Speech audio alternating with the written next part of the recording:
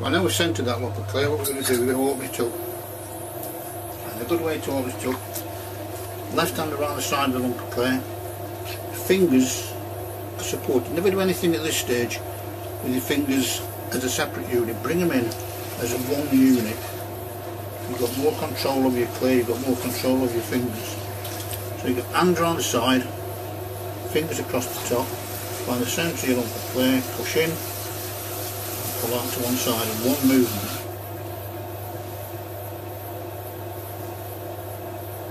And then just compress the base of your pot just to make sure it doesn't crack. Quite a good time to put in little details in the base of your pot. If you want like a little spiral, now's a good time to put it in. Right, now we're going to fill this pot. The first pull, sorry, you're not trying to put your pot particularly thin, but you're trying to get it an even thickness so it makes it easier for the next throwing. And the way I find is the easiest for doing that is if you grip your clay, finger, thumb, two fingers and a thumb, whatever, this hand comes above to support. Now what I'm going to do, I'm going to create a gap between them two fingers, and I'm going to let the clay move through them two fingers at a steady pace. You'll see the clay will start to roll above your fingers, waiting to get through. Make it wait. Don't let it through. If you let it through, you've lost your pot. So you grip and you start to move up. As soon as you've got the grip on, you start to move. And you come up to the top of the pot. And I'll just show you that on this. And you'll see the clay start to roll around there. So you grip, you're bringing your pot up. And you've always got to try and work inwards, cooling tower shape. You don't want to let it swell too much, because you've then got to get that clay back in. So that's the first pull. The second pull is knuckling up. That's the position. Tuck these fingers away, you don't need these fingers.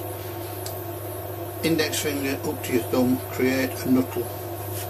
That knuckle was on the outside of the pot there. Inside the pot, 1, 2, 3, however many fingers you want to get in there, depending on the size of your pot. And that creates the gap. If you tuck your thumb in there, out of the way, that creates the gap. So we're going to knuckle up, creating that gap. So I'm going to get the clay on, I'm going to create the gap, and I'm going to come up. Again, you'll see it down the bottom. So I'm knuckling it up, bringing it up nice and steady, rushing nothing. Again, working it to the centre of the wheel head so that it doesn't swell too much. That's the second pull.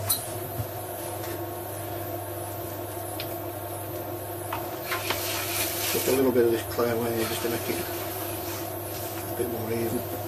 Now I'm going to do a third pull just to get the height and get the weight. For this pull I use pads of 3 fingers. They go on the outside of the pot there. So you grab your clay exactly the same as I told you before. And you pull and you pull and you pull. And you just make your pot a good even thickness.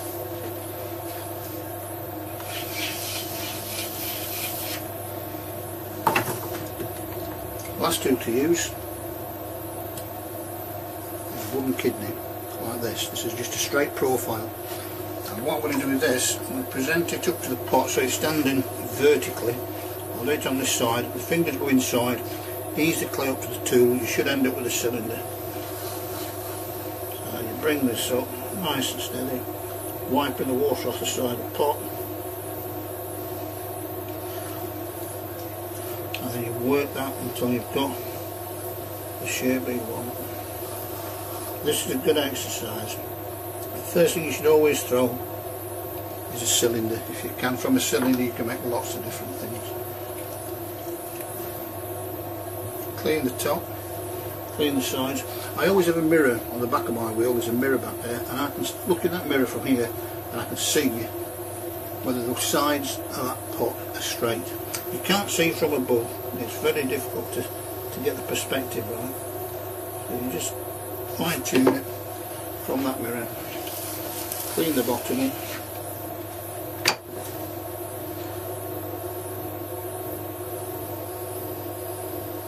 one cylinder. That's a good exercise to work on. Thanks for watching. Cheers.